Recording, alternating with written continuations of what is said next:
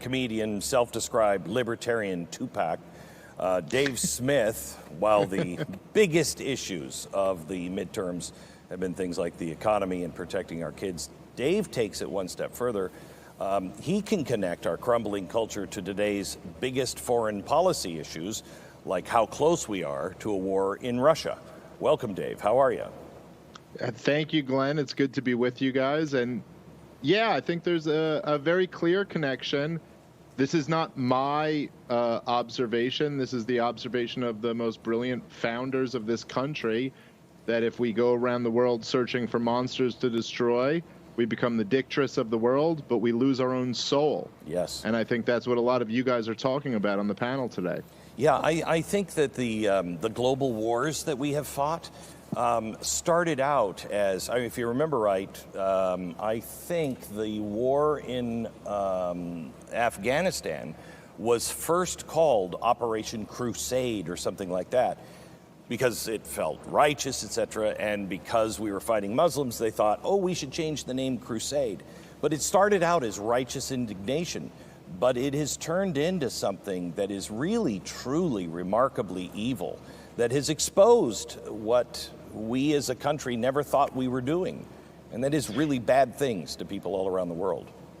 Yeah, and isn't it interesting that I think a big split in the Republican Party today, and this goes all the way back to at least World War I, is kind of the difference. There are some Republicans who are criticizing Joe Biden for not being tough enough on Russia.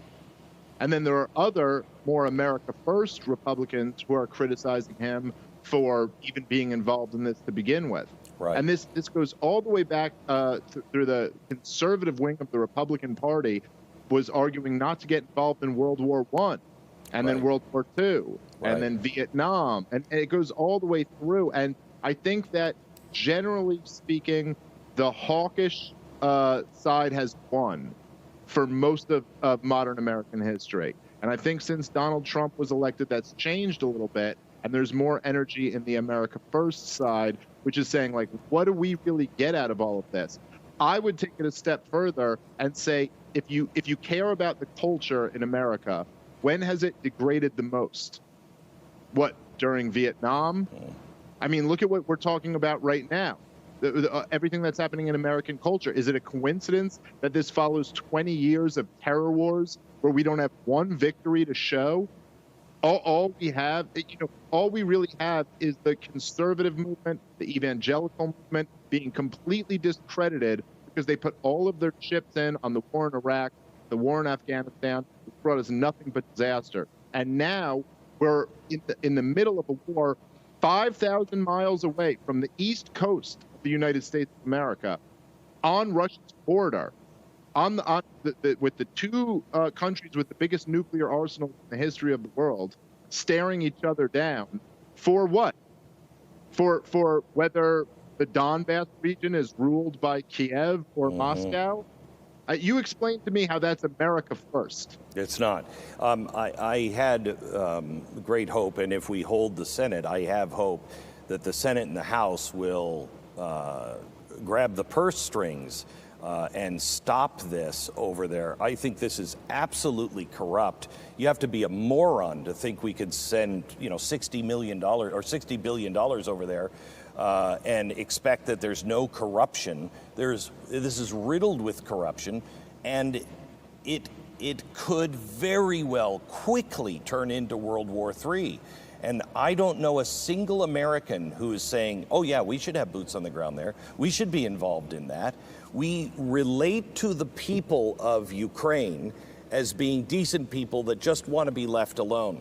But that's not what that story really is. That's just one component of the story.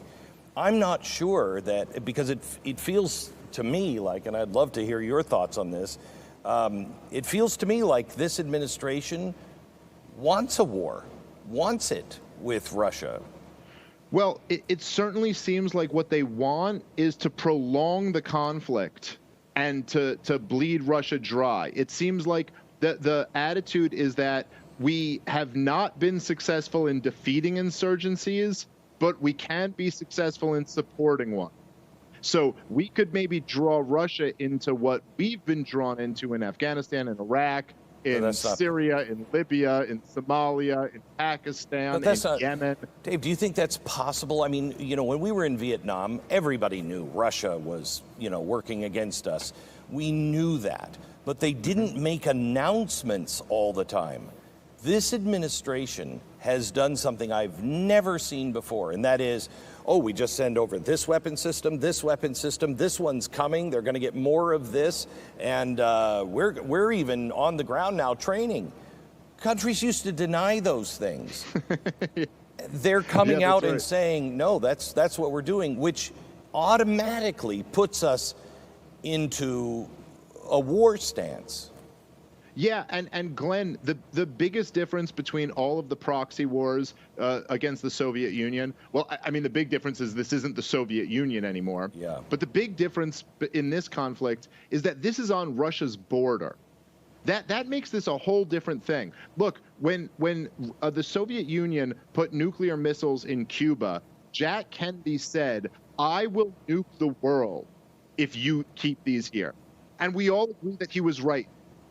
Like, no one thinks that was not a reasonable line to say, we cannot have a knife at our throat. That is unacceptable. And right now, this war, however you feel about it, is on Russia's border.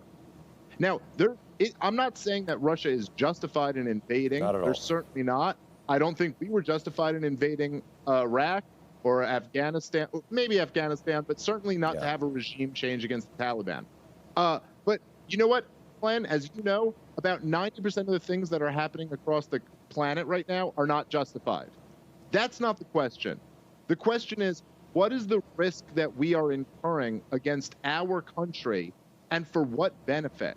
And as you guys have all been talking about this whole night, as we're watching our country fall apart, why are we flirting with a nuclear conflict 5,000 miles across the globe when we can't even figure out our own problems? Let's spread liberty through America before we spread it through Eastern Europe. So can I be really cynical here? I've talked about for 20 years that these times were coming, and it looks very similar to what I laid out long ago. And the last thing on chalkboard that I wrote about these times coming was, you're going to have an implosion of trust where no one will believe anything in the system at all. We won't know what is true and what is not, and we'll start looking at each other. Then you will start to have the banking go down, you'll have the economy go down, and you have all of these things. But what it takes to finally make that last turn and get America to forget what America was is a world war. And to me, it just seems a little too convenient that we're here, and the thing that they could grab all of the controls of speech, of the media, of anybody that is speaking out, they can grab those controls because we would be at war. Is that too cynical? It certainly benefits a lot of powerful people to have an external enemy. And this has always been the truth for authoritarian regimes, right? This is how they benefit. And I got to say, I'll point this out, and some of your audience might disagree with me on this one, but Joe Biden's just as crazy for saying that we would militarily defend Taiwan if China invaded. Look, we're not in a position to defend Taiwan. And every time we try to do that, we lose our own soul. I agree. Then this is what America is suffering through right now. And you're absolutely right, Glenn, that this is the perfect distraction for powerful people. And that what we need to focus on right now is holding our own society to account, our own leaders to account, to work on our freedom here. And then the best we can hope for is that other people will look at us and go, well, look how successful they're being. Look, we spread freedom throughout the world more effectively by being more prosperous than the rest of the world than we ever did through the point of a gun. And it's not even prosperous. It is the way we ran our society. The crossing of the Delaware with George Washington, that painting was painted by a German for Germans right after